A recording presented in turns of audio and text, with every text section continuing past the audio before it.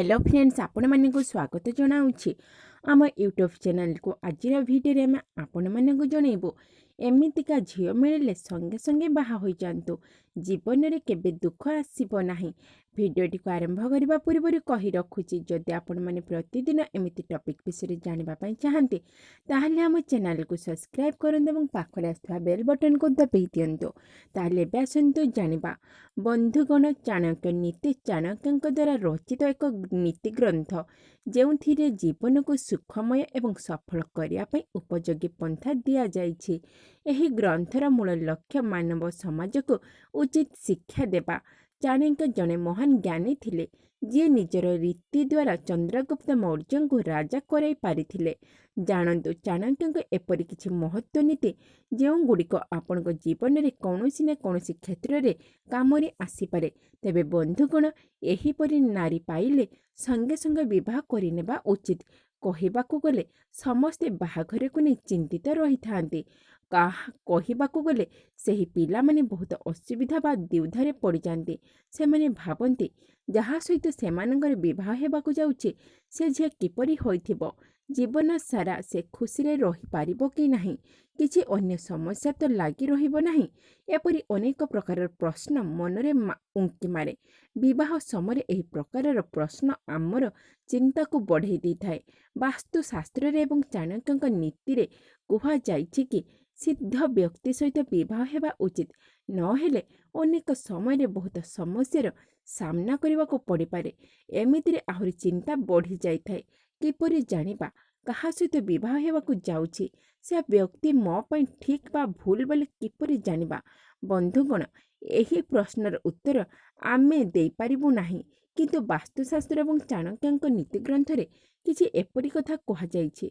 यदि एभଳି नारी मिलती तांको सहित विवाह करिबारे कौनसी प्रकार विलंब करिबा उचित नुहे। तेबे चलंतु जानिबा वास्तुशास्त्र अनुसार विवाह करिया पई नारी भितरे कौन कौन गुण रहिबा दरकार। बंधुगण, प्रथम गुण हेउची आचार्य चाणक्यंक नीति अनुसार काम ठीक ठाक होइथिबो, से परिवार समस्त दायित्व तुलिया पई सक्षम होइथिबो, तेबे सही स्त्री सम्मान बढ़ी थांती। द्वितीय गुण हेउची विवाह पई स्त्री मध्य गोटे गुण थिबा निहाती आवश्यक। से निज ठारू बड़ एवं सान व्यक्ति को सम्मान देवा आवश्यक। एभली स्त्री माने परिवार रे श्रृंखलित करी रखि थांती। तृतीय गुण हेउची आचार्य चाणक्यंक नीति अनुसार जेउ नारी संस्कृति एवं परंपरा पालन करिथाए से भली नारी विवाह में श्रेष्ठ बोली विवेचित होइथांती। सही स्त्री स्वामी पई सौभाग्यशाली होइथांती। से भली स्त्री देवादेवी आशीर्वाद प्राप्त करिबारे सफल रहिथांती। चतुर्थ गुण हेउची जदि धन संचय करिबार क्षमता रखिथांती से भली स्त्री परिवार पई शुभ हटंती। से परिवार रे आर्थिक मांदावस्था को दूर करिया पई सर्वदा प्रयास करिथांती। एभली स्त्री को लक्ष्मी प्रतिमा बोली कहा जाए। पंचम गुण हेउची जहांको कथा मधुर होइथाए एवं जहांको कथारे मन प्रसन्न हो जाए, से भली नारी विवाह पई श्रेष्ठ विवेचित हुए। षष्ठ गुण थिबा नारी आचार्य चाणक्य कहउछंती जेउ नारी असुविधा समय रे निज स्वामी को उचित मार्गदर्शन करिवो, सेही नारी को विवाह करिबा द्वारा पुरुषर बोझ कमी जाइथाए। सप्तम गुण थिबा नारी जेउ स्त्री निजर भाई भौणी को ठीक रूप से ध्यान रखि थाए, समस्तंकर सुख सुविधा बुझी थाए, एभली नारी विवाह करिया पई सर्वोत्तम अटंती। अष्टम गुण थिबा नारी आचार्यंक अनुसार जेउ नारी निजर स्वाभिमान बजाई रखि थाए एवं वंशर मान सम्मान बजाई रखे, से भली स्त्री को श्रेष्ठ स्त्री बोली कहा जाए। नवम गुण थिबा नारी जेउ स्त्रीर मथारे अहंकार न थाए ताकू मध्य श्रेष्ठ स्त्री बोली कहा जाए। जो स्त्री निज ठारू अधिक अन्य मानक खुशी को महत्व दे थाए, से भली स्त्री परिवार को सर्वदा खुशी रखि थांती।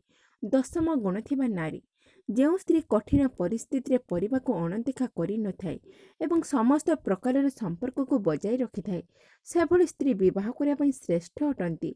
एभली नारी माने विवाह करिया पई योग्य अटंती। जदि आपण मध्ये विवाह करिया पई जाउछंती ताले एही मुख्य कथा आपनक कार्य रे आसी पारे। ताहले दर्शक बंधु, आजिर भिडियोटी एतिकी। भिडियोटी देखिथिबारे धन्यवाद। जदि आपंक आम भिडियो भल लगी ताहले हमको लाइक करूँ, कमेंट करूँ एवं आपण सांग मान सहित सेयार करूँ। पुणी देखा नुआ को भिडियो से पर्यटन आमको विदाय दिंतु। आपणक दिन शुभ।